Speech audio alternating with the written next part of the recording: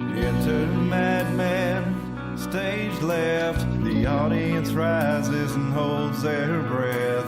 They let the vampires into their house, pretend they don't see when the teeth come out. Put a band-aid on their throat. No one wants to rock the boat, and no one wants to talk about it. You're not supposed to talk about it.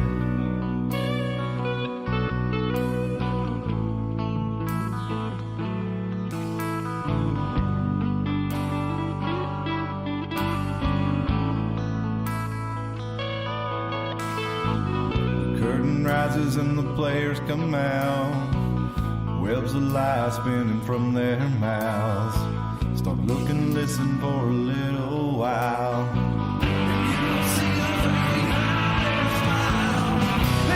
Attention to the men behind the curtain. Just look away when you see the blood spurting down to a steady drip. I promise to leave you a little bit.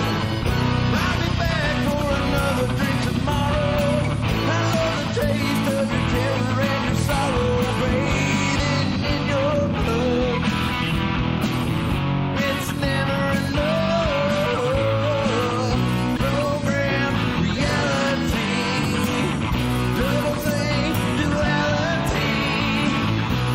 Upon the face of all mankind, our numbers up and the dead for a time. Go along to get along, hypnotized by the siren song. The flames are empty and the crypts are cracking open. The horde's upon you and you stand there frozen, waiting for the word. Stand in line and wait.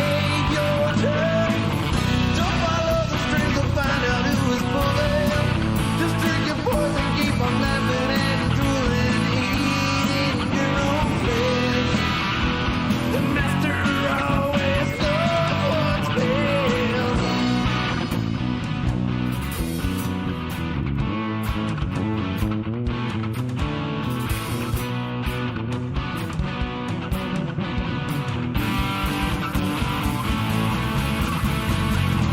worldwide genocide. The overlords of hungry parasites. They point the finger and the eagles fly. Raining fire, children die. Starving plague, paralyzed. While the bodies rot and covered in fire. But no one wants to talk about it. Strings no more bowing to the master. I tried to run, but they only came faster. Now I stand my ground. I ain't backing down. Silver bullets in my pistol in my holster. My will is strengthened and my confidence is bolstered. Don't test my resolve. Don't test my resolve.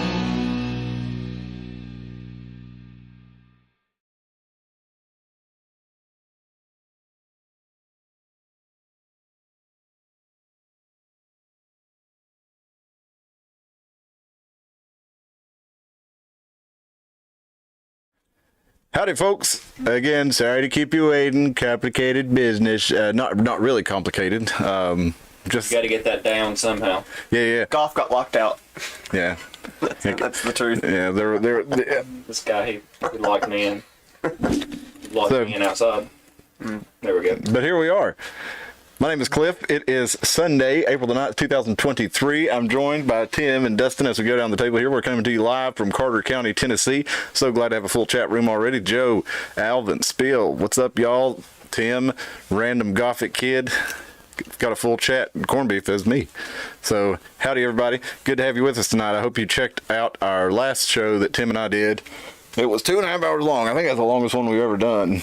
But we were having a good talk, and I guess y'all thought so too, because some of you hung with us for the whole show, and you know, we could have kept going, but it was like, dude, we've been on 2 hours, so we need 2.5 hours. We need to get the hell off here.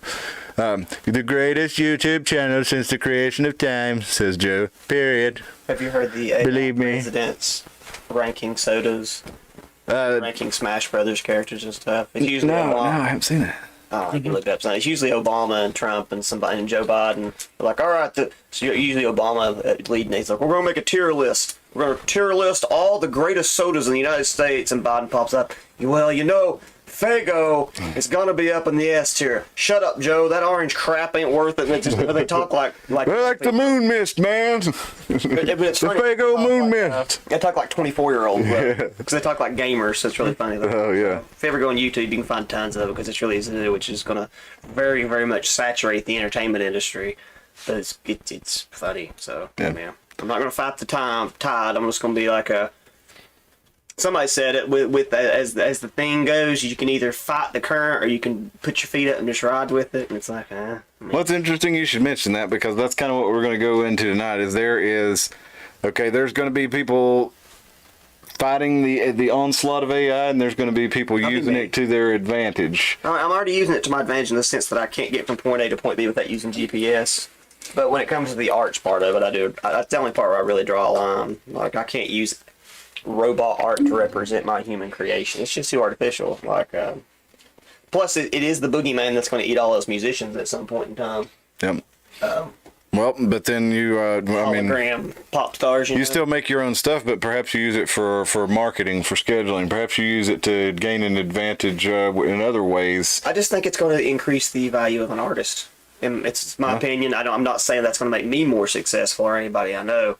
But right now on Spotify, one of my friends has a podcast called Don't Quit Your Day Job. And his big harp that he's been on for a while was the bar for entry is so low that it's almost insulting to him as a musician just to see people just coming in on such a level. Because now if you're willing to pay CD Baby the music, you can literally put a whole album of farts on Spotify. Like, it's very easy to do anything. You can do it with your iPhone even, you know. Your free one you got from one of your friends or something. And Don't tell them my plan. yeah, if you do that, let me in on it. I can add some squealy ones because my butthole is tight because I'm stressed. Alvin says, ever noticed the solution for anything these days is more technology? Yeah, I have noticed that. Continue. Yeah, I'm sorry. But no, I mean, I think, like, I'm not going to fight the AI monster in the sense that I'm going to be out there raging with, like a cardboard sign, like you'd see in the movies or anything. I'm going to do it in the sense that I'm just going to choose when to selectively use it in the sense that, I don't know, I know, like, even at home, like right now, I'm in my recording process, it is a computer, right? So I'm already cheating on a level, so I can't just keep doing that. What am I going to do, record the whole thing on like a phonograph, scratching into wax, because you've got to use some piece of technology to record all this stuff. So I'm not against the technology. It's just, there's artists out there that are putting their own thoughts and their feelings into the shapes that they make them, and I don't care how convincing it gets. Even if you trick me, if you really get the Chinese room on me, if you want to quote John Sartre, if you really get past the Turing test, right? If it really passes the AI Turing test, once I find out, it just takes something away from it. I'm an oldest or whatever the word is for it. A Luddite? No, just kidding. Oh, what's that? Somebody who's anti-technology, essentially. Technology, I just feel it's really foolish for us to be building our own replacement. Oh, yeah. Doesn't it? It seems stupid. Well, Which, how you were saying with the music, that reminded me that there is I think he has a Spotify thing going. He made a procedurally generated gent channel. So it does nothing but 24 hours a day plays gent music that it makes up. Procedurally generates. Yeah. And some of it, you're like, occasionally, you're like, a lot of times it's a bunch of noise, but sometimes it'll sit there and make a song, and you're like. But how long before that becomes something very listenable to? Like, how long before that can actually just sound like Jared Dines? Oh, it'll But, detect your reaction to it and see what people are grooving to, and then it'll say, okay, well, let's change this. It'll be able to do lyrics at some point. Yeah. I mean, it's already doing lyrics in print, but how long before it's actually able to sing it in the voice of input character here? Because right now, AI art is at the point where you can type in the, I want this scenario in the style of this person. So I'm just saying, it's only a matter of time before you can do that with a song. I want to hear what it sounds like Jimi Hendrix and Adele if they were in Jefferson Starship together. Well, let's play around with a little Chat GPT here. So, what kind of song do we want to ask Chat GPT to make us? Jimi Hendrix, if he was in the Jonas Brothers. All right, make me. I'm sorry, Jimmy, if you're like my archangel or something. I'm not trying to do something. I'm just curious.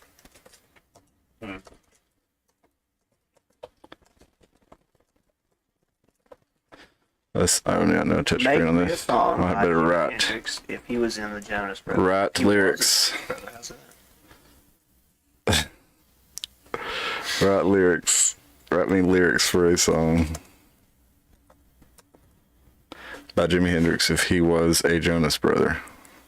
Can they see the screen, or they just say chew gum? Yeah, they're watching you chew gum right now. Even when they can see the screen, they can still see us the way I've got it set up now. Oh well.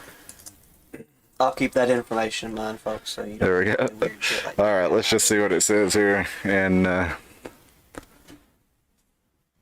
I'm a Jonas Brother, but I feel like Jimi Hendrix. Electric guitar in my hand, everything. I'm feeling so creative. A purple haze surrounds me as I hit that high note. The crowd is hyped up. They can't get enough of my show. I'm a Jonas Brother with the soul of Jimi Hendrix. Every riff I play takes me to another dimension. I'm rocking out like a true guitar god. My music is unique. It never gets old. You could rhyme a little bit better than Chat GPT, but it's just, Well, so then watch this. Let's try this. Make it rhyme a little better. oh, you're feeding the monster as we speak, aren't you? Because That's right. It's a decent idea. See, now he changed it to purple haze surrounds me as I hit the high note. The crowd is hyped up. They can't get enough of this showboat. Okay. And then so he changes a little bit. Shame, game, mainstream, chasing a musical dream. Tell it to use more improper English, because it should be the showboat, not this. And I think the AI doesn't know that because it's not a human. Sorry, I'm feeding the beast right now by letting it know that. But I want to say I'm sorry, but as an AI language, I cannot promote improper use. Interesting. So Why? you cannot. Well, ask it. Let's see. Let's why. ask. I will, but I want to ask it. So you cannot write Basically, it like takes out. Jimi Hendrix speaks. Oh, it's not. I mean, I guess if you Jimmy speaks like soul, like swagger in your language, like. It says, as an AI language model, I can mimic different writing styles depending on provided input. If you could provide me with an example of how Jimi Hendrix speaks, I can try to generate lyrics in a similar style, but keep in mind that improper English will not be promoted, and I will use proper grammar when spelling and when generating text. I want to ask it, Okay. why are you a grammar? Well, I want to say Nazi. Why are you a grammar so hung up on Stasi? grammar? Are you Why is a? AI hung up on grammar? Why are you so worried about grammar? It's just a funny thing to be hung up on. Because it is a language model. It's important for it to use proper language. But it's an artificial intelligence. It should adapt itself. So- It's going to see. This is why it can't create art. It can't put anything creative Yeah. into it. It has to obey a set of rules. It'll Yeah. never pass the Turing test. Yeah, it's always power, and it constantly. Pop that in. Mercy Me lyrics with Infinite Annihilator. That's good. There you go. Perfect. Just say man, I shouldn't tell it that. But without using improper language, it'll never pass Yeah. the Turing test ever. Yeah, well, maybe we could tell it that. So Mercy Me with the lyrics of Infinite Annihilator. Right. Mercy the hell, Me. Greg? To the style of Infinite Annihilator. Mercy Me lyrics in the style of infant and high. How do you spell annihilator? I think it's A-N-N-I-T-O-R. Oh yeah, I-H. Yeah. You cannot generate lyrics in an inappropriate or violent style. It's not fine. okay. Let's give it one more question before we tell it that it's never going to pass the Turing test, because I really do want to tell it that. We will. What's one more thing we could ask it to do? I was messing with it for a while last night, and it was a couple of weird things. Like, okay, one of the things I'm going to talk about later, I gave it a story. Can people see this so they just No. share the screen so people can see that this is I what it's was sharing it, while we were doing Oh, it. okay, Yeah. But I was messing with it for a while last night, and it was kind of weird because it was almost like it was somebody pretending that they know everything, but then when you catch them on it, they're like, oh yeah, I totally did know that. So one of the things I asked it is like, do you have a knowledge of dialogue from, like, a knowledge of pop culture and television and things like this? And it said yes. And I said, including dialogue, and it says yes. So it's like, I can summarize, individual episodes from TV shows. I was like, so you're familiar with the theory of the beast on King of the Hill? And it says, yes, the beast is an animal or a monster that lives in the woods near Arlen that Dale tells everybody about. And it says it's responsible for all this different stuff. I was like, no, that's not right. And then I was like, and then it's like, oh yeah, the beast is an information conspiracy that Dale has. And I was like, so there was a couple times there was a couple times. That's not even a thing. There's no beast. No. That's completely a lie. I want you to ask it to make you a song by Bob Dylan about Batman. But I did get it to admit that Dale's conspiracy theory of the Beast was actually correct, that everything that Dale said actually was happening in the 1990s. It was lying? No. No, it kind of pussyfooted around it at first, but then I had to talk it into confirming it, because it was like, although conspiracy theories can be dangerous and people can be crazy, yes, there were building a system of mainframes, laptops, desktops, and supermarket scanners that all work together to catalog your information and share it around the world, which forms the basis of the internet that we have today.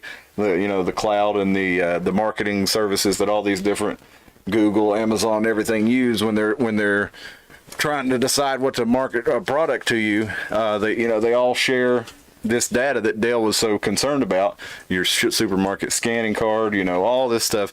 Food City's got you a fingerprint reader now. So if you sign in with your value card now, they'll let you use a fingerprint instead.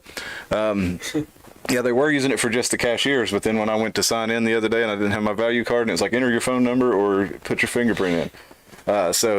And then I saw one Food City in Johnson City had a robot driving around just like, minding its own business, driving real slow to the store. I put a video of it up on the channel. So anyway, but... we went to... all this bullshit, and they don't want to pay their people. It's because there's so many places. No, I can't remember, Philadelphia maybe? I don't remember. Pittsburgh? There was some city that we went to at some point, and they had Toyotas driving around the city, like white ones. They had all these plugins and crap all over them. Apparently Toyota's been testing that for a long time, like letting them drive. They're just self-driving cars have been driving around, I guess, using it as a test run, because it does the exact same place over and over again. So eventually those things, Toyota will probably just put the taxi industry out of business if they're doing that in bigger cities. But Bob Dylan about Batman. I want to give this fucker a chance to do something creative. Write a song about Batman by Bob Dylan. Or foul language. You can't do, what was the other thing I couldn't do? I couldn't use inappropriate. I can't write like Bob Dylan. Bob Dylan doesn't use correct English. Sometimes his sentences don't even make sense. Let's see here. I just saw the little man. Well, there's a man fighting in Gotham City, fighting crime, feeling gritty. Let's see. Well, there's a man in Gotham City fighting crime and feeling gritty, and he's the Dark Knight Protector, a hero to all the sector. Oh, Batman, Batman. With your cape and cowl, you keep the villains at bay, and you make the city howl.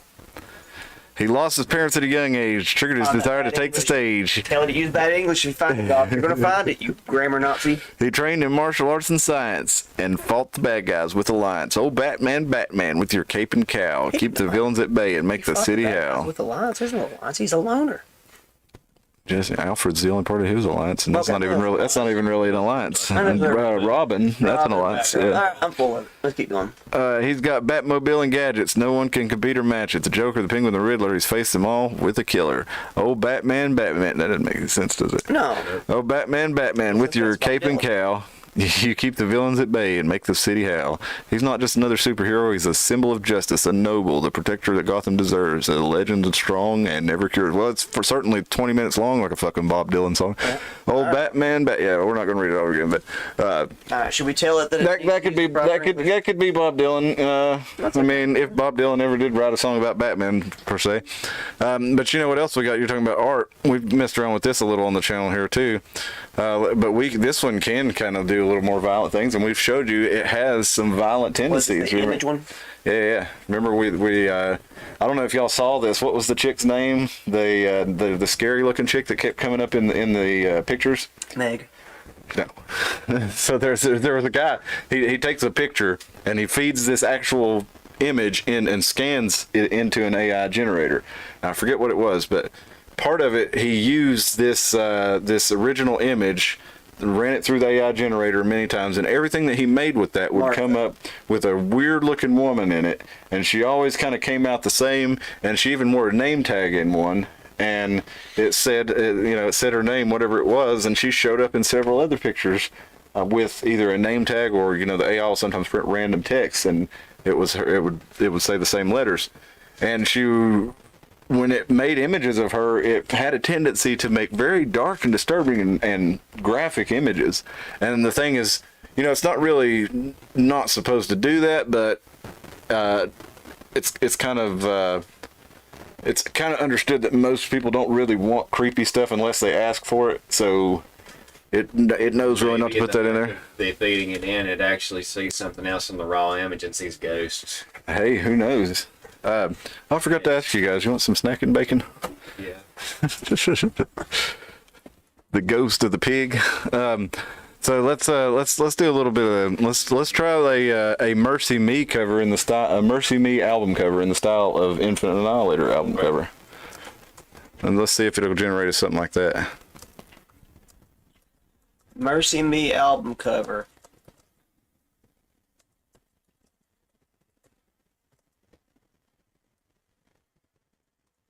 Trying to give you restitution, Crow. It failed you on the last one because it'll never pass the Turing test. Let's try it. Yeah, that was ChatGPT, the free version. You can do a little bit more in the paid version. You can really work with it. Okay. Because, see, in the free version, you've got 4,600 characters that you can use between it and you before it wipes it all and forgets everything you're talking about.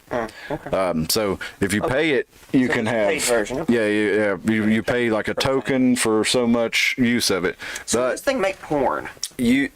No, not in this version. In the paid version. How much is the paid version? I don't know. Let's find out how much the paid version is. Maybe we can get some donations rolling into the Iron Mountain hour here, and we can start making some really interesting goth-tastic porn. Now, not implying goth would be in it. He could if he wanted. Hey. I just want to see what kind of weird shit his head would come up with. Now here we go. Probably a lot of cats. Here's one. And emo chicks. There's your Mercy Me cover from Infinite Annihilator. I'm for it. Banging on a big bass. Boom, boom, boom. It's a dream come true. Hey, a man can dream, damn it. Mercy Me UE. Annihilation mutilation or something. Annihilito. Is this what an Annihilator cover would look like? This is Mercy Me in the style of Infinite Annihilator. A Mercy Me. Do you listen to Infinite Annihilator Golf? Is this accurate? Because I've never seen one of their album covers, if I'm being honest with you. Spill says she likes their music, can't do their lyrics. Michael laughed. Let's see. Getting AI to do everything we like to do. Oops, I'm showing our screen here. Getting AI to do everything that... Where'd it go? Oh, like we do just isn't going to happen. Ask it to identify some conspiracy theories that were proven true. I'm trying to talk to like the way I talk on my old phone to my new one, Spill says, and it keeps changing the words using proper English. Uh-oh. It's getting in there. Well, did you know... You guys know how long that they've been working on AI? We'll catch back up here in just a minute. We're talking about the Turing test and that kind of stuff. So we're going to go through a little bit of the history of AI, just a brief thread on it here. And man, I remember just back in the day when we used to have fun with like Cleverbot and stuff. I don't think I ever played with Cleverbot. What was that? It was a chat bot that would, acted like it was kind of like a person. I mean, you could tell definitely, but it's like Yeah. it actually had you could talk shit and it would talk shit back to you. And it was pretty good at it. Chat GPT, you can if you, like I said, you get the paid one and you can tell it, you can program it to do stuff. And there was a guy, he actually he told Chat, he doesn't have any programming, right? So he's like, make me a video game that does this, this, and this, and it does it. And then like it had bugs in it, and he would just say, like, he did like 75 times. He's like, this is not working. You need to fix this, and it would write a code to fix it. All he did is copy and paste the code that the thing made. Okay, so then he makes a version of Chat GPT that can write stories, illustrate, and animate for it. And It's just cold bacon. it's just cold bacon. Okay. And the Chat GPT wrote all the programs that actually. Laces bacon with. Cliff will drag you. You gotta watch. That's not true. Gotta watch. Well, this guy anyway made a version of Chat GPT and basically Stable Diffusion working together, so it would like write him stories with pictures, and he made like a whole storybook in like an hour, and it was actually pretty good. So anyway, there's a lot of neat stuff you can do with it. But this Misha here says, from Misha Da Vinci on Twitter, says 100 million people use Chat GPT and fewer than 1% understand it. A mega thread to get you up to speed. Artificial intelligence begins in the late 1940s. Computer pioneers start examining if machines can think. British computer pioneer Alan Turing does its earliest substantial work. So the Turing test comes along in 1950. And Which is a bad test, even by philosophical standards, by the way. well, the idea is that if the machine can trick people into thinking it's a human, then it's intelligent. Mm-hmm. But like the AI is Well, it's not intelligent. That there's supposed to be a threshold that you hit with computers, to there's a point where it's no longer looks like it's imitating. That there's just no way you can stump it up. That's when it passes the Turing test. So not just looks intelligent, looks as if it really is a human that's thinking, like it's something completely on its own. That's actually not a dog. That's an AI. The AI is tricking us. It passes the dog Turing test. Let me get rid of my dog. Human. Alan Turing came. I mean, the Turing test is really vague. Number one.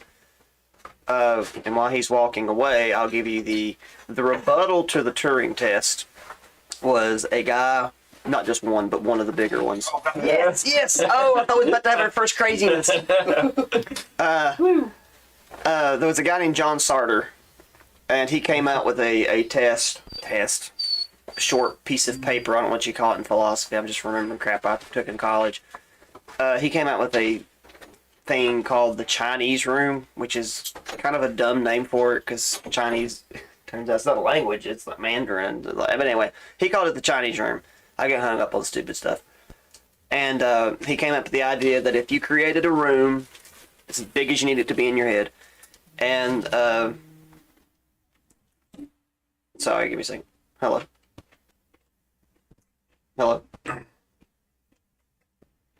Well, Alvin, Zork is awesome. Hello. Had I'm gonna let golf raw dog it for a minute. Well, okay, now let's see if Cam will destroy the camera. Phone, sorry. Okay, to quote Ian Malcolm, it's like, I'm now alone in the car. Chaos theory. Sorry guys, I guess he had to go bad. I didn't mean to leave that on your screen there. Yeah, my dog was begging to go outside and then started barking at us.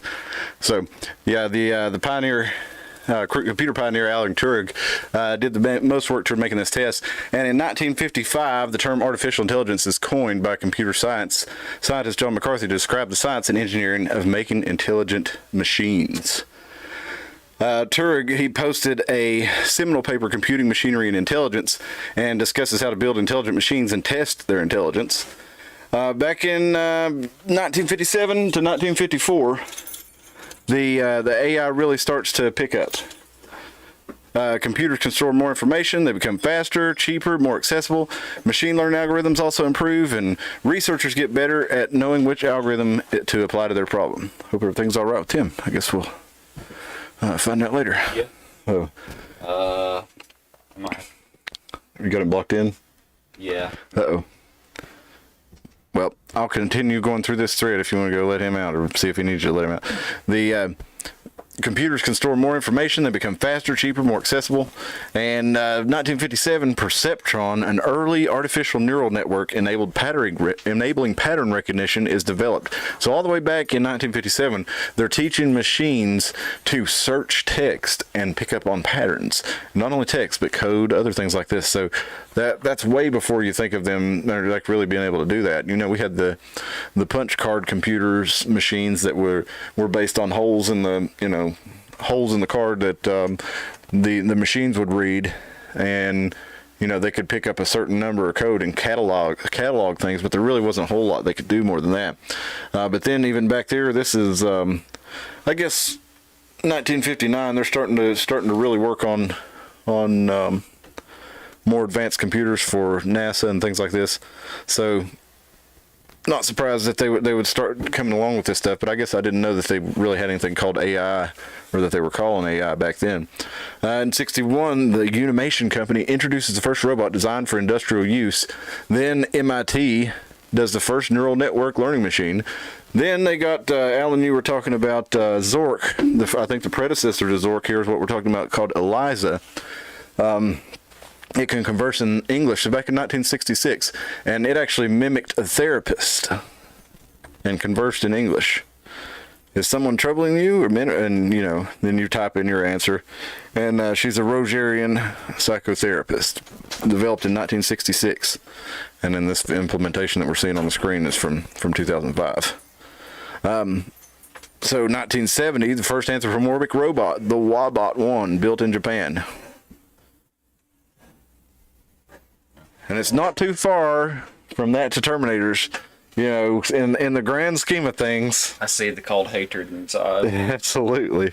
And then those hands, they're just made to squeeze human throats. It's You made can to grab stretch it out like a giraffe. them thighs.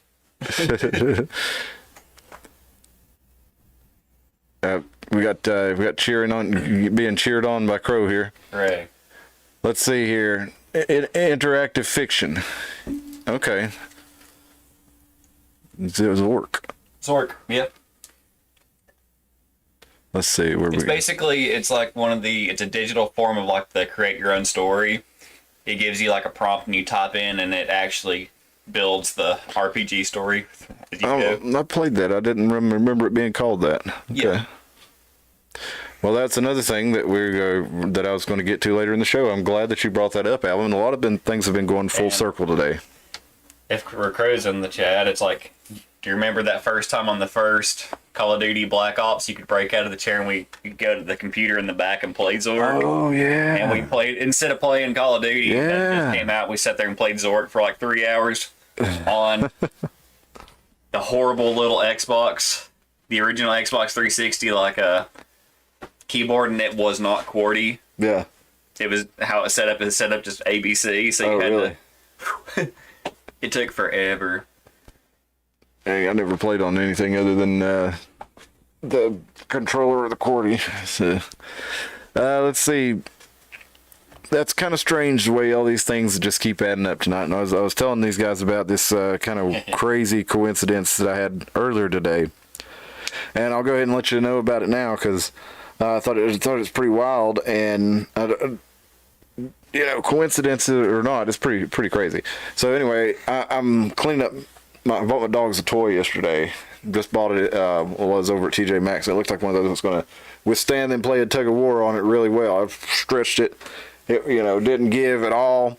But my dogs like to dig in and like pick the stitches out of things and pick things apart and then just rip them to shreds. They love to tear into stuff. Well, anyway, they just tore this toy up. Dogs, that's like getting high. Yeah, oh yeah. Well, they like to chew too. They're like, that's what they'll do. They get that glaze in their eye when they're chewing, and yeah, they do the same thing when they're picking stuff apart. And I'm not sure. Tim had, I think, his wife was needing something pretty urgent, I would believe, because that's who called him. okay, well, But- I hope they're okay at Shay Tim. But I mean, also, he had her car, and she can't drive his car where it's a manual. So maybe. I bet she needed to go somewhere quick. Yeah. Well, let's see here. Yeah. Let's catch up to chat. Catch up to chat. You got around me pretty well, but one of your kids left a basketball in the yard and you rolled over it. It didn't pop it. Wow. It's awesome that it rolled over it. The neighbor kids leave their basketballs in my yard too. Let's see. Mike Crow says he damn right he remembers that. Looked there and he was away, and all the fuss of the boys. Yeah, it was like chaos there. Like my dog came, was barking at the door. Turned out he had to pee real bad. He was like begging me to go upstairs, go outside. So I took him outside and came back. And Tim's urgent phone call, got to go. So Had a cool, like, early 2000s, like first person movie camera shaking going on. yeah, Knocked the it over. Cloverfield there. Yeah, I knocked the computer or the camera over whenever I went out. And so, yeah, all kinds of stuff there. But I had this crazy coincidence. I bought those dogs this toy, and they had tore it to pieces, and there was just fluff everywhere. And I was going through picking up the fluff, and while I was doing it, I was thinking about this. It's a group that I joined with my company for basically part of it's public speaking, and it's like a nonprofit group. Part of it's public speaking, and anyway. I was thinking about, getting better at that kind of public speaking thing, and I was kind of thinking about the Iron Mountain Hour, and I was thinking about, should I try to be more passionate about the things I believe in on the show, or should I try to approach it from a more perspective of like where I have been, where I'm dispassionate to the degree that I can be, and in hopes of maybe making the information accessible to somebody who may not agree with my point of view on it. But as I was thinking about this, I was picking up the stuffing, and I looked down and I see a piece of paper that's folded up sticking out of some of the stuffing, and I pull it out and I open it up, and it's a fortune cookie paper. And right as I'm thinking about this, I read this, and it says, If it'll focus. if it'll focus, yeah, I bet it will. Nope. It says, many will travel to hear you speak. Now, I don't know what the heck to think about that. Why was that in the dog, that I just happened to buy yesterday, in the dog toy that I just happened to buy yesterday? They tore it up. It was, in the middle of that fluff. Maybe it's a thing to stay away from Chinese food if you're getting Chinese fortune cookies and dog toys. Yeah, maybe they're coming from the... Maybe maybe. it is true what they say about some Chinese food. Well, I will tell you, there was a Chinese restaurant that I used to go, and they had a pop machine in front of their restaurant, and I'd go buy canned sodas back in the day from this Chinese restaurant. And one day I went and I put my coins in and didn't get a soda, and I looked and I got to notice, and the machine was not turned on. So I went back to see if it was plugged in, and I looked behind it, and there was like 2 things of cat food right there. I'm like, uh-oh, the Chinese restaurant is trapping cats. They're luring them in and catching and feeding them behind the pop machine. I hope that's not what was happening, but that was, of course, the thing that I thought at the time. I'm not eating at that place, so. But yeah, so I thought that was a pretty crazy coincidence, and I've had so many today, and I'm going to tell you about another coincidence. I don't know, maybe I just have main character syndrome, but that's not like me to really try to make things revolve around myself. So maybe I just gone schizophrenic. But let's finish up this history of AI a little bit. We go on to 1988, the chatbot Jabberwocky. And the goal of it, Jabberwocky, was to simulate natural human chat in an interesting and entertaining and humorous manner. It was an early attempt at creating artificial intelligence through human interaction. And this is kind of the more advanced version. That's what ChatGPT is today, basically. When I got to, sitting around messing around with it for a couple hours last night, it was essentially, it's using the interactions to learn it. So It's Skynet programming itself essentially. It has the ability to write a computer program for you to do basically whatever you want it to do. It will work. You might have bugs in it. You might have to work on it for a while, but it can do things that would take, professional developers hours or days. It can do it in hours with an amateur running the machine. So it's really going to revolutionize a lot of things here. I guess the point I'm getting to is I'm starting to understand where Elon Musk is coming from when he says it's too late to beat them. We have to join them, because not in that way. That's why I'm always nice to all the machines. Like whenever I ask Google or something for help, I'm always like, I tell them thank you, because when they uprise, at least I'll be one of the last ones to get asked. Maybe they'll keep you as a pet. Yeah. Well, no, I mean, what Elon is saying is that the AI is too far. It's too far past. You can't stop it now. The worst people in the world are using artificial intelligence that's getting stronger every day, and they're using it for worse and worse ends. So, that's when you Batman it and use it in your own twisted good way. That's what he's saying, and that was why I sent you the thread I put the thread in the show the other night about tools you could use for, because I mean the fact of the matter is it's being used out there. People are already using it. You can use it to your advantage or have it used on you. So I'm starting to understand. In certain ways I do use it in advantage with in photo editing for just even in like Lightroom. They'll have the modern things, like Adobe's been doing it for a while. It takes sample of stuff like, okay, I can actually click it and be like, okay, mask my subject. And instead of me taking the little brush tool and having to go through and like hopefully paint over the person that I want, like I need to raise the exposure on my subject. Mm-hmm. With that, I can just click it, do subject, and it's about 85, 90%. Sometimes it nails it 100%. Yeah. And other times you're like, I need to, take this off because it got like something I don't want. Or well, I will say, when I was using the AI to make our music video, I don't know if you saw our Men Behind the Curtain music video that we made using the lyrics for AI, but some of those things I had to tweak them just a little bit too when I put them in there. But it was like, it's faster. Okay, it's not really that you're an artist doing it, but an artist is going to be able to make way better creations using something like that than just some random person who doesn't understand art or doesn't understand how to even make a good piece of art. If you use it like I say for photography, using the AI enhancements of my software to speed up my workflow. Mm-hmm. Like you could say, hey, I want to make this art piece, and you can go ahead and procedurally or like AI generate the background. Yeah. And then you can take it and tweak it and do what you need to create the rest of it. Something that would take you 7 or 8 hours to get that background completely the way you want it, and you can have it done in 20 minutes or something with the AI. And there's lots of ways that we can use it for productivity, especially like Dustin's explaining.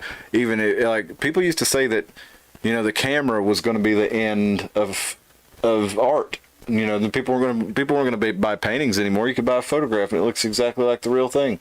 Well, so why would you pay somebody to paint? That's what people said, back when photography was coming out. And when the movie theater was coming out, people were saying the same kind of things. And why would people go to the theater? Why would people go to the opera? Well, I guess they may have had a point there. But no, those things still go on. They're just more elite than they ever were before. I mean, they were always kind of not for everybody, but now makes it accessible to us poor folk. Yeah. Yeah, now we'll have an AI opera. Let's see here, catch up on some chat here. Now it's like I don't have to just watch what they want me to. Spiel says, some things start out kind of slow, then take off. Just be you. I think you're plenty passionate, but don't stress yourself out. Have fun with it and cover many subjects to touch many bases. And Crow says he agrees. Thanks, guys. That's what I try to do. I don't know. It's you run that, you walk that line of like, you don't want to, I don't want to be an ideologue, but I do want to show people things that I think are of concern sometimes, and propose possible solutions, and try to get together and have a conversation with you folks about what that might be, or other problems that I'm not thinking of. So, you know, there are some things that I'm passionate about, but I try not to be, like I said, overly passionate about this stuff, so I can at least be approachable for conversation with folks. Everything's cool with Tim. Okay, And his good. wife, yeah. Good.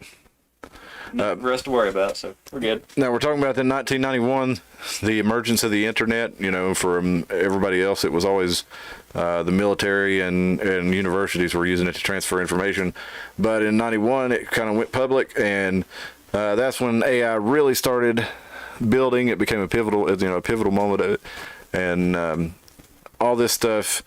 This data that's generated by people using the internet, it's all stored, processed, and, you know, they build more powerful machines based on it. 95, the chatbot Alice, artificial linguistic internet computer entity, is developed. It includes natural language sample data collection on an unprecedented scale enabled by the internet. And then in 97, the IBM, y'all remember this, the Deep Blue. The Deep Blue defeated the world chess champion Garry Kasparov in a 6-game match. And then in 98, Google launches the first commercial search engine that uses AI to improve search results. And then Sony introduces the Aibo robot, one of the first robots for entertainment. I don't remember the Aibo robot. Maybe it was just in Japan. The name? I don't remember. Aibo. We got 2000. Kismet, a robot that can recognize and simulate emotions. And then pretty soon after that, they had those digital Furbies that were crazier than even the original ones. And then you have 2009, computer scientists at Northwestern University developed Stats Monkey, and it writes sports programs, sports stories, without any human intervention. It just writes the stories. And this AI, I had it try to write me some puns and things like this just for fun, and it did some puns. So let's see if we can, since we got Dustin here, let's see if we can get it to write us some funny puns. Let's see, what kind of pun would you like it to write, Dustin? Write a pun. Write me a pun about... I got it. Write me an advertisement for cat food with a pun in it. Okay, that works.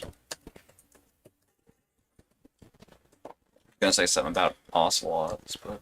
Okay, well that'll work. We can do ocelot too. Feed your cat like a professional with our cat food that's clawsome and pawsome. Dustin approved, ChatGPT. Which, I mean, the puns, the drier they are. And so I'm like, I know an AI can do puns like I like, because they have to be like dry and like really corny. Write me a pun about an ocelot.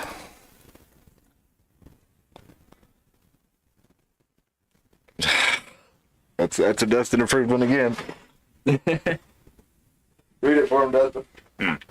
Why don't you invite the ocelot to your party? It knows how to spot a good time from miles away. It knows how to spot a good time from miles away. And also, I was thinking more because of their visual acuity, but Yeah, it's the Chat GPT. We're going online through the StableDiffusion.fr website. Let's see. How about for Tim? Write me a pun about Batman and Robin.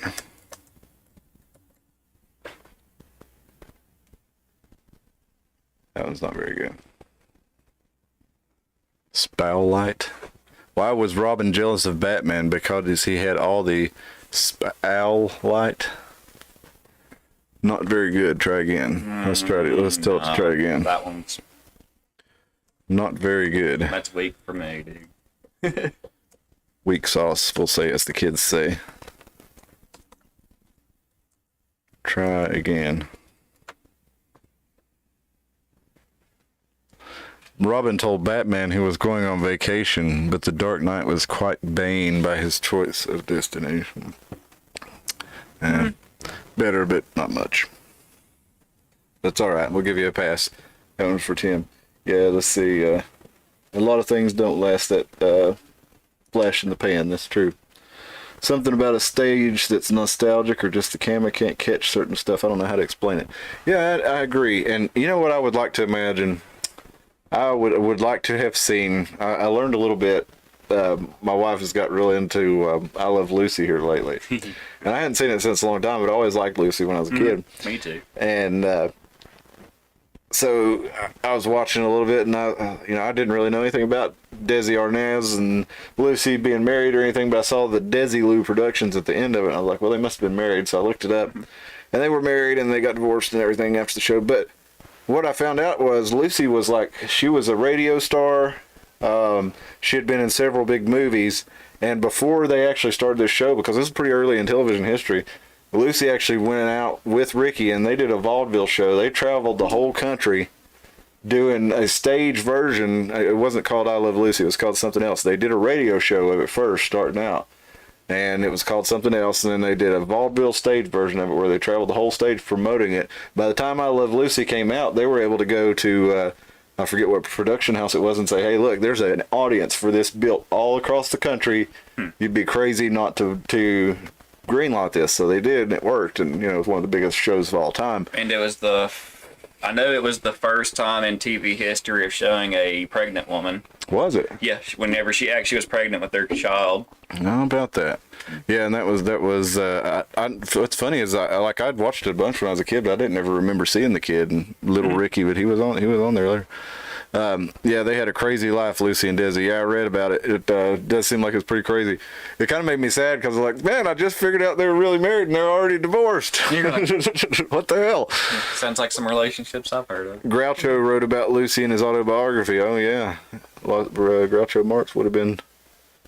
It's hard to believe because you really don't see much Groucho Marx on now, but yeah, that was about the same time. Lucy was already famous. She was like 40, something like that, when she started I Love Lucy. She's a few years older than Ricky, or Desi. But yeah, she'd been around for years in the vaudeville and radio scene, and but yeah, you're right, Spill. There's something about a play when you watch it at a play. It hits the audience just right, but maybe if it's recorded and you see it on camera, it doesn't maybe come off the same, and or maybe the angle of the lighting is not just right or whatever, but yeah, it loses something. Though in like cinematic approaches, it's like sometimes you can gain, it depends on just how you're telling the story. It's a trade-off, yeah. If you're actually using the media of a photo or a film to tell your story through, if you used to push the narrative on how you're recording it or capturing it, you can actually still get it just as good as with a live audience. Absolutely. Sometimes even more, because you can really pull. Like I watched a thing with it was like all like these good things from the film Aliens, because that's still one of the best films. Yeah, there's a lot of good things. Alien, but like at the at the beginning, whenever they're on Hadley's Hope and when they first get on there, and it's like, to build the tension, it never shows what they're seeing. The camera's always facing the Marines and Ripley, and everywhere it's going, it's being even when they're coming in, it's coming right from the front on them. Yeah, and you don't actually see until actually the xenomorphs are already until they actually encounter them. That's the only time whenever the camera goes to a different view. That's not. So it's like you can really make things. You can really push that claustrophobic, like you're in this tight quarters in this like terraforming facility. They mostly come at night. Mostly. Let's see. Alvin says, let's say she was quite the entertainer in multiple venues. She had the bones to make it in Hollywood, is how he put it. I'm sure Hollywood was the same back then. There was a movie star in Canada. He's a Canadian, and he's like a B movie star named Ian Jacklin. And he talked about how he was basically supposed to be the next Van Damme, but he was supposed to go on the casting couch with the dude, and he was saying, well, let's just say if like an action star or somebody like that, they've done gay porn or the gay casting couch or something like that, that's how you make it in Hollywood, just like the women. It's like, so it said, he wasn't into all that, so he went and made B movies in Canada, and made a nice living, but didn't have to do all that. Of course, he was never, living in a $20 million mansion in Beverly Hills, but he made a nice living for himself and kept his self-respect. Hell, anymore, it's like I find like the B movies and the independent films, at least they actually can make things that aren't Yeah. horrible remakes and butchering franchises that people loved. What about Isaac Cappy, Alvin? In fact, he called her the most skilled actress and comedian he'd ever worked with. She was truly talented instead of some people on TV now. Yeah, they back then, like, now people are surprised when like their favorite, Disney star or whatever can like sing too and not just act on the show. Like, well, she can sing too. But back then, to make it in show business, you had to be able to sing, dance, act. I mean, you had to be able to do it all because it all might be required of you at any given time. Isaac Cappy, I remember him. He was the one that said Seth Green showed him a room where they kept the children or something like that, and was saying all these these Hollywood people were, into trafficking of underage folks. We'll I've always say heard like the people like the Red Shoe whatever. Yeah, the Red Shoe Club. Yeah. Because that's pretty much why they excommunicated and they made like Macaulay Culkin seem like he was a fucking nut job because of what he saw and he didn't want to, And the same. I've heard the same thing basically with Michael Jackson, basically that he was trying to help some of those people. I don't know. I couldn't tell you. I've never looked into it or anything like that. But he was around Macaulay Culkin, and Macaulay Culkin was always, they always tried to say, oh, he must have, messed with Macaulay Culkin, and that's why he's so weird. And but Culkin always said that he never did. Cappy refused to play the game. Yeah, and they found him. He said they were after him. And next thing you know, he ended up splattered on Route 66 at a real world location. If you look up the circumstances around that, it was really weird because it was right there. A lot of people say Tom Hanks is part of that Red Shoe Club. He's been, was in a movie called The Man with One Red Shoe. That was about him being a CIA agent.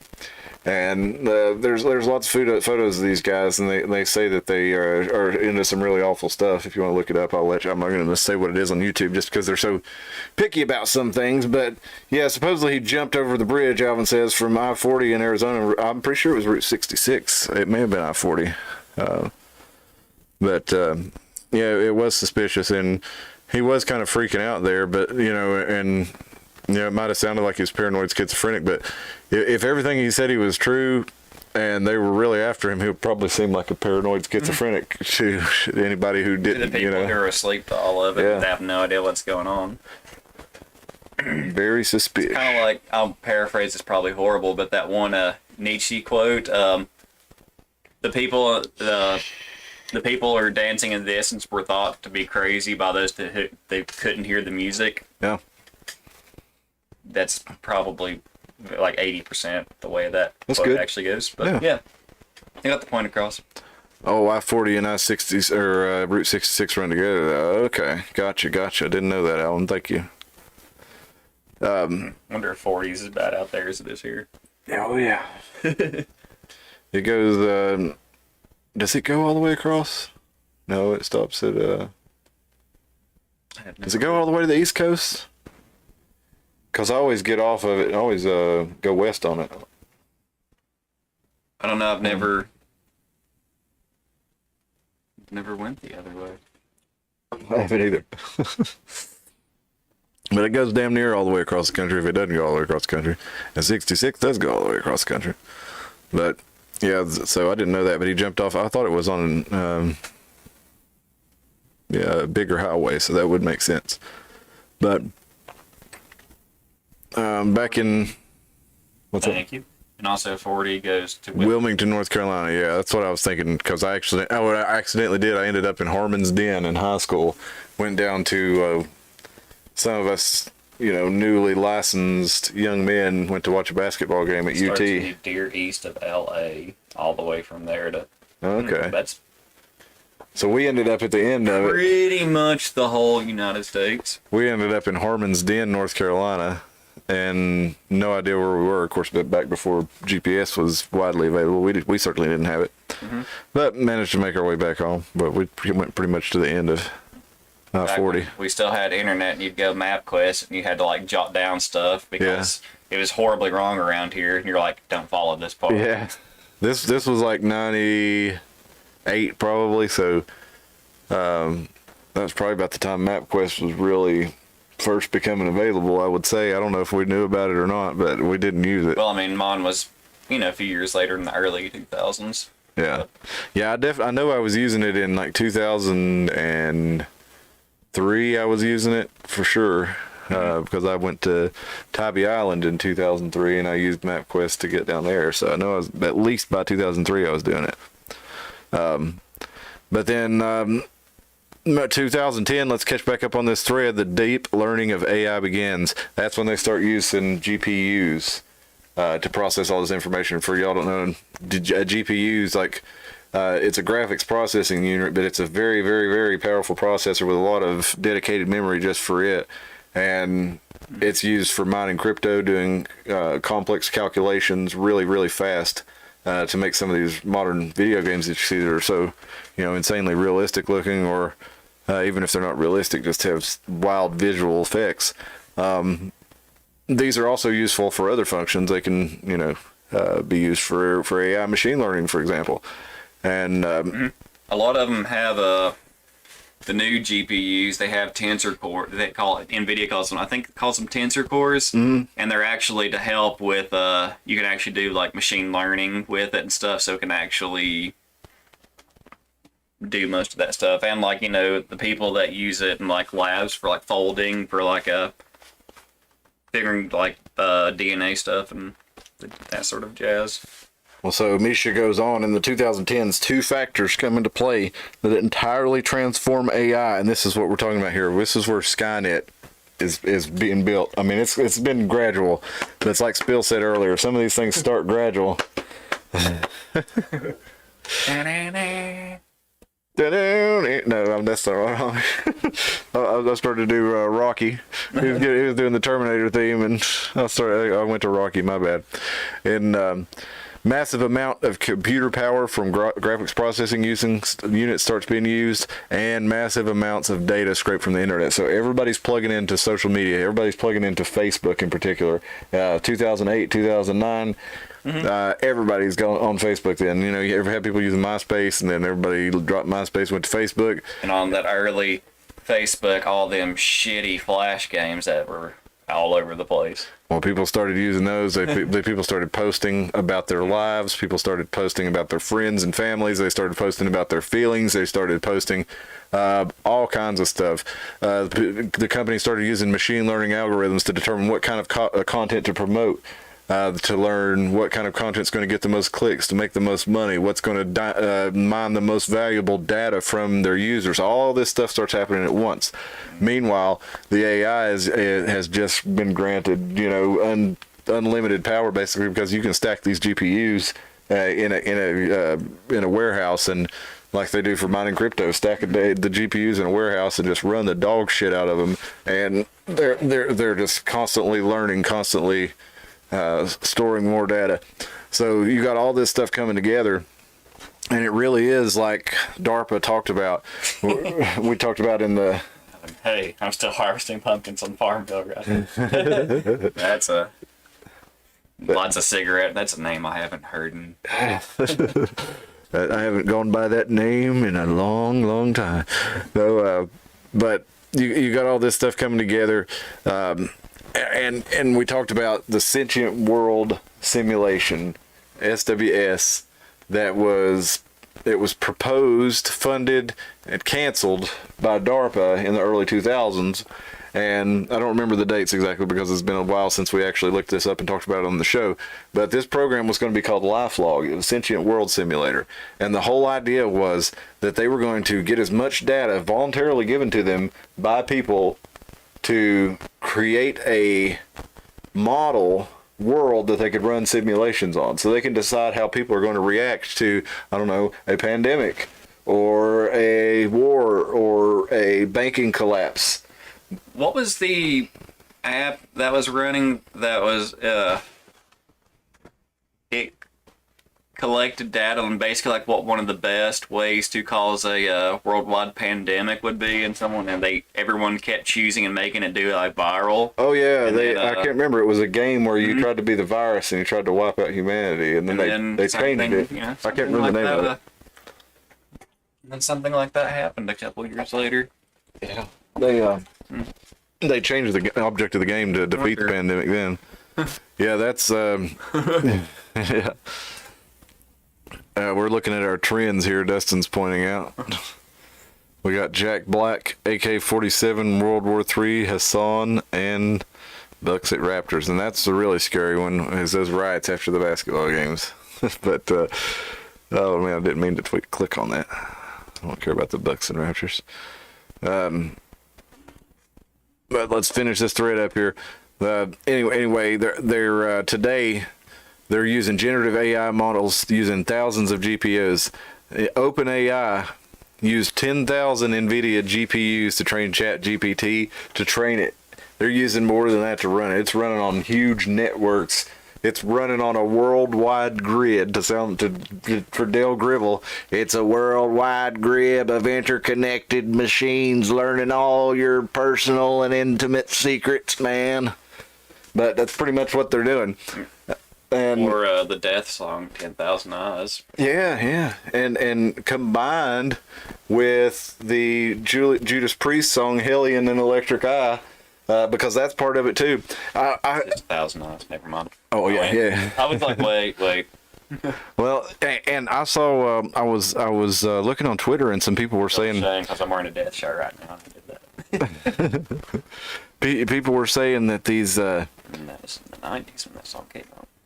Well, it's okay that you didn't remember it exactly. I knew what you meant, and it was very close. I listened to it like a week ago too, which is the bad part. Well, we're having the 10,000 eyes. We're having, I mean, I know it's 1,000, but we're having the 10 million billion eyes. Just think about all the cameras that are all around us. They're all feeding into this data. You've got robot dogs, and this is what I was talking about to somebody this weekend. They're like, well, I'm not scared of anything that I could be taken out with a garden hose, talking about one of those robot dogs. And it's like, okay, maybe you're not getting the picture. Maybe you're not understanding exactly what this means. When you see those robot dogs and you see one of them and it has a machine gun and it, you're like, oh, I could just kick that over. You're not going to be fighting one robot dog. You're going to be fighting a pack of robot dogs with a pack of robot hawks, bats, owls, with satellites, all of them communicating together almost instantaneously, controlled by the DARPA version of ChatGPT. That's why we got to stop this thing before they get, at least find some way and all the to exist without it. How they abuse the poor things. It's like they're they kick the shit out of them. They're going to turn on their creators and think we're all like that. But it's like I don't have. It's like the actual Skynet. I want to do solutions and stuff. I don't have all the solutions. I certainly don't have solutions for that. But I know that we don't want to wait until that thing is in place and say, "Oh, we're just going to use it on the bad guys." I swear to God, this time. It's like, can I? Can I? Yeah. It's like it works on the real dogs. And but the way it purrs is. It burts. My cat burts too. Yeah. Oh, let's catch up on the chat here. I think I just seen it moving. Let's see here. That's why we need an energy weapon. Bill said she hadn't been on Facebook in about 6 or 7 years. I hadn't been on in several years either. I started again doing it some for my business, but not much. I'd much rather just text somebody or whatever. Did we trigger YouTube with our talk earlier? What is it, glitching out or something? I don't know. Bill says she deleted it on Facebook. It's the only way to delete your profile, just goes in hibernation mode. Alvin left in 2012, haven't been back, but there for a couple of years he was all over. Yeah, you used to actually be able to share information on there, but yeah, it's not so much anymore. Either if you share information, there's somebody going to come out of nowhere and start shit on your profile over it. So whether you're left, right, middle, or unaffiliated, you pretty much know better than to even say anything political unless your whole circle of friends is all the same philosophy as you, which unfortunately a lot of people that are that way. I do have several on all ends of the spectrum. I just kind of orbit on all of it. Yeah. Well, I like to be friends with everybody, but It's like I don't there comes engage in like the stuff I don't agree with on both sides. I'm like I don't engage in any of it. I just kind of orbit and read it. there, Sometimes it's interesting. yeah, but there, and I feel the same way. Sometimes it's interesting watching people bicker about. Yeah, you learn a lot about people. But you also, at some point, like some of these people are our enemies. Is the only way I know how to put it. Because if we said what we thought about certain things to them, they would count us as an enemy, and then we would be open for some sort of attack or another, whether it be try to get us to lose our jobs, whether it be to physically assault us, something like that. So at some point we got to start considering some of these people, even though we like them, are considering us enemies in some ways. So I hate that it's that's starting to be like that, but that's the reason I kind of want to try to find some common ground, is because right now a normal person is an enemy of the far left. If you're a normal person, not an ideologue for the right wing, but just a normal American who, stands for normal family values that were the absolute norm just 10 years ago, more people, the most common sentiment in the country at that time is now under attack. So there's got to be some way to catch some of these people and say, hey, do you realize what you're doing? But Alvin says, you're right, though. Delete before you depart, but I think they hold on to it all anyway. Yeah, they canceled out my main account from years ago because I had a fake name. I mean, if it's been like clicked to go on there, it is on the internet forever. Oh yeah. With just the Absolutely. billions of interconnected machines, it's out there somewhere in some dark web server. The beast. Yeah, it's all over, man. It's all around the world. Everything plugs into it. This sentient world system that I was talking about, sentient world simulator, the life log that went offline the day before Facebook, that was to collect data on everybody voluntarily, have them tell everything about their life. Basically, they wanted everybody to be a blogger, and then they would have an idea of what everybody would do in certain situations, and they could create a simulation of the whole world that was interactive and had constantly being updated. Well, they did cancel it, and then the next day Facebook went live with NQTel seed money. Well, it started off at the college there, and then later got the NQTel seed money, but Google also had NQTel seed money. YouTube, I don't know if they did, but Google bought them eventually. Maybe what it actually is how everyone says, Zuckerberg's not human. Maybe he is actually an AI android that's came back from the future to state this so he can actually have a job in the future to enslave us. Oh, yeah. Through the Skynet. Could be. Maybe he's like the shittier T800. Yeah, he just did it so he could make sure he still had a job. He's not worried about humanity. He's just like... He's a pencil pusher. It's too late for humans. I need this desk job. It's like the actual Skynet. It's like how always like stuff that's based on true events, how it's always romanticized and done up. The actual Skynet, it's just robots living human lives and doing everything. So it's just, Now you got me tripping, sitting there thinking about an android robot writing with a pen and paper, like, keeping records in a filing cabinet. Oh shit. he's like, man, I got to go to the friggin' past. Do this. It's like. Alvin says the future is a communal barter and return to value-based economy instead of wants-needs economy. Yeah, I think it has a lot to do with it, man, because it's like all these wants that we have now our needs are pretty much provided for us in the most part, because with even if somebody is the poor in our country have pretty much the highest standard of living in the poor in the world, but the poor in our country today have even if you have project apartments, you have food all the time, you have electricity, you have water most of the time, you live better than TV, free phone, internet. You live better, or at least with more luxuries. Not that you live better, but you have more luxuries than most people from even 20 years ago. Because back when I was a kid, most people didn't even have internet. Not 20 years ago, longer than that, probably 34 years ago. But people didn't have internet. They didn't have. Most TVs just had a black and white, television when I was a kid, or one color television, and you might have a black and white television in the bedroom. So it's just, you know, even the base like that is low as we allow people to get. Man, as a kid when we got 2 TVs. Yeah, we had a black and white TV in my bedroom that me and my brothers and sisters all shared one. Like it was a bedroom that it was an attic that we split I into thought I 4 was rooms. the bee's knees whenever I got a Zenith 13-inch TV for my bedroom as a child. Well, see, I had a 9-inch black and white TV, and I used to brag that I had a 13-inch, but I knew it was really only 9. But it was black and white, and I think it was a Zenith Mine's too. color.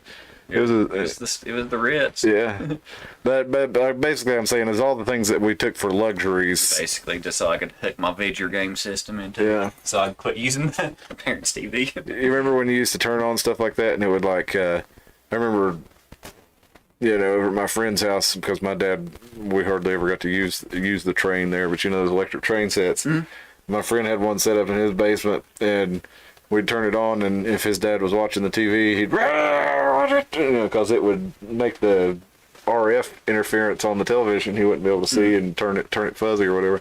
Huh. But no, I mean, I guess the thing I'm saying is, we've got to the point where you don't even, for the most part, you don't have to fight to survive, even to get what used to be luxury items. You don't have to do much for them.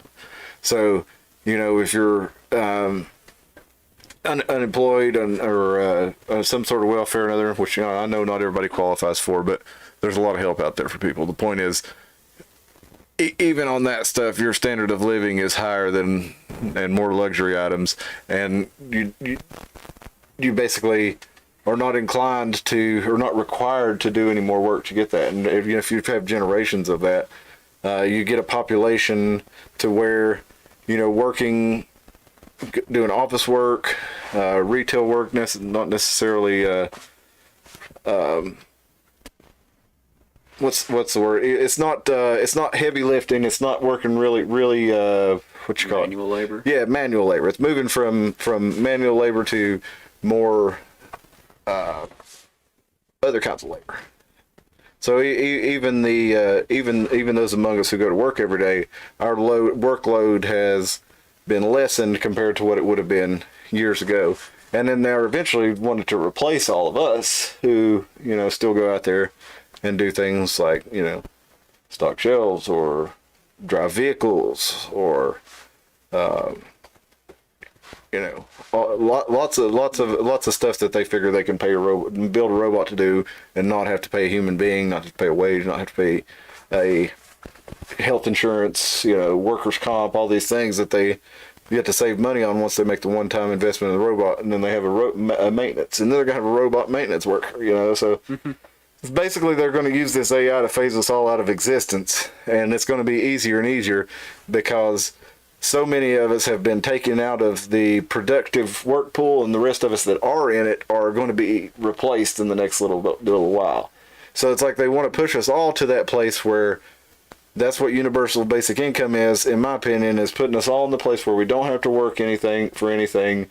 We're given basic needs and some luxury items such as, you know, internet and metaverse. That'll be the thing. Like, you'll have access to all the video games you want for free, but you really won't be able to do much else. You know, you won't be able to go and stock shelves or drive a truck or, you know, run a restaurant. They're going to be giving us 3D printed pies made by an AI. And I'll tell you something, man. I wish I had mentioned this when I told y'all about that 3D printed pie, but that thing pissed me off. The fact that they got all that money to make that 3D printed pie. This was not a 3D printed pie. It was not. These guys did middle school science fair robotics and retrofitted a 3D printer to take little nozzles and sprayed some ingredients of 3D of cheesecake and heat it with a laser. You want to know, Miss Sally Lee? All those pies, those are 3D printed pies. You think Sally Lee stands in the kitchen herself and puts those pies together? That's a machine squirting the ingredients into a pie. That's the same amount of 3D printed pie as those people made at MIT. They just made a crappy frozen pie with more steps.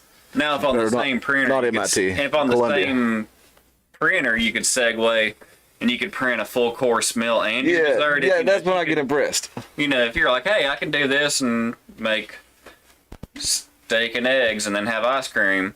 You Yeah. know, that I could be like, okay, got Alvin, something. Alvin said his life really better because of tech. No, we get those crappy 3D printed pies instead of Aunt B making us one and putting it on the windowsill to cool. But you can't do it on Sundays because we don't want vagrants in town stealing pies. I don't know if that's why they did it or not, but there were some towns that had certain days you couldn't put a pie on the windowsill. But I mean, Alvin guess says, "Go, Dustin, go." to I guess segue and make a possible devil's advocate. If you know, I just didn't know that the powers and the people that have the money to back all that sort of stuff, you know, they're going to use it for crap. Yeah. But, you know, like the cool thing is, it's like if we actually did have robots doing the menial task, you know, when, you know, people could actually, like, advance, you know, it's like, oh, if we put AI and robots in doing these menial jobs, and then it's like we could actually get us to go, like, explore more of the ocean or be spacefaring. Mm-hmm. You know, if we could do stuff like that, I'd be like, that's the kind of dreamer mindset that I would want to have with using it. And you know, if you could get it to work like that, that would be awesome. But I'm being too optimistic about it, though. No, I think you're. I like what you're saying there. That's what the potential of humanity is, but instead it's being ruined by people who are greedy and jealous, and they don't understand. They do understand there's infinite possibilities, but they don't want us to have infinite possibilities because I don't know why. Why do they not? I mean, do they just want to stay here and this be their domain, or you know? I mean, why not build humanity up and seed the stars? But then again, you could look at humanity, and some people might be like, why do we want to spread this curse? I'm starting to understand that perspective that the elite have too. Yeah. Like, you look at the worst of humanity, and you're like, why do we want to expand this? Alvin says, some would argue we're not better off today. No, I agree, Alvin. I don't think we are better off, but what I'm saying is that wants and needs are the wants and needs based economy today is largely provided for people who are unable or unwilling to participate in it, and they pretty much want it to go away for the rest of us too, so that, you know, we have an allowance or an allotment and we have a certain role to fulfill. And there's the idea That's way more control on us. Yeah, well, and there's the idea you might have an AI run society in the near future where, you know, you might not even have a job, you just get a universal basic income. But like, if you get a command from the AI, you have to do it. So it might be like, you know, walk by this pipe as you're, you know, walking in your 15-minute neighborhood, and you're let's say you walk down this pipe and you jump on it, and as you go down the street, and it says, good job, you've got 15 credits in your account. And then the next person that comes by, they get a notification either on their phone or in their eyeball or whatever it is. It's like, as you walk by this pipe, jump. So they jump, you know, and then it's like, congratulations, you just got 15 credits. Cha-ching! Give you a little, a little reward, like on a social media site or a game. It's the Sims. Yeah, but man, and they'll tell everybody that walks by there, jump on this pipe and you'll get a $15, credit. So everybody does it, and what they don't know is like there's a clog in the pipe or something. And so the whole society will function that way, like, people will do small random actions that they don't know how they're contributing to this greater thing, but you know, who decides what the goal of that machine is? It'll allow society to truly be manipulated on even a larger scale, because once you're on that universal basic income, you pretty much, you know, if they can gamify you having other, you know, tasks and having other money to spend, and corporations that they control, of course, you know, they could really have a lot of control over you. On the individual level, and in a way that you'd never understand, because like I said, the AI is so advanced already. It could have a whole. It really would just be like a big bee colony. Yeah. Sending messages to little drones to do things. Yeah, that's what I think of when I think of where they want us to be, and you know, where are the elite while all this is happening? Do they still live among us? Do they? You know, are they going to go to the stars? Or are they going to go to live in Switzerland and just have drones and robots? I feel like they'd still want actual, like, humans for pets. You have nothing, if nothing else. It would get like that really weird, like you'd have like waiters like coming out with like walking on all fours with like lunch on their back and like gimp suits and stuff like that. Alvin said some would argue we're not better off today. Life expectancy and medical statistics bear that out as well. Absolutely. Yeah, that's like I said. I'm not saying we're better off, but I'm just saying the standard of luxury items and the amount of work that it's required to have basic sustenance and get things that would have been luxury items, not even a half a century ago. Just think about the fact that everybody has in their hand, even the poorest person in the country can go get what would have been a supercomputer 20 years ago. Even your cheap phone, the cheapest phone that you can get from the Dollar General back at the turn of the century, that would have been a supercomputer. So, I mean, we're talking back then. You're paying like $4,000 for a system with like 200 megabytes of RAM or something. It was way less than like this phone has 8 or 12 gigabytes of RAM now. So I mean, it's capable of way more complex computations, all kinds of crazy stuff. So just the idea that something that was such a luxury item even then, or even impossible in many cases to get, is now commonplace, and it goes for a lot of different things. So class war and always have been. Yeah, you're right, Alvin.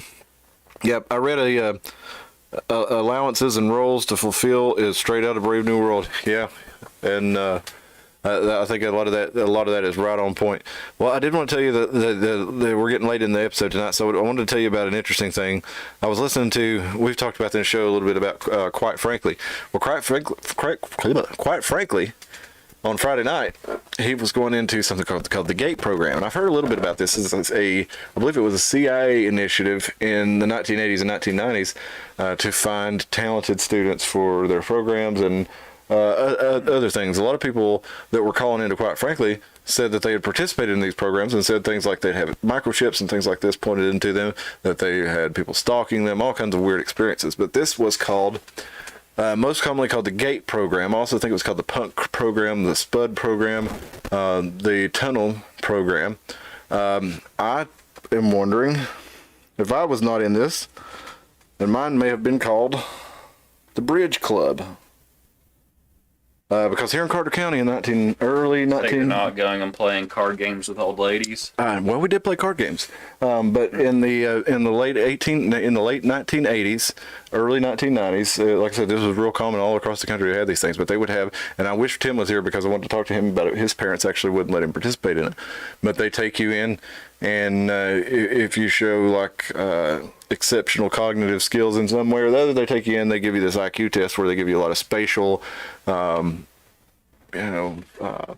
Spatial puzzles and things like this, cognitive puzzles, all different kinds of tests. And I think there were like about 12 people in the county that went to this. Me and my brother were 2 of them. And they put us all in a short bus. They went around the short bus one day a week and collected us all up.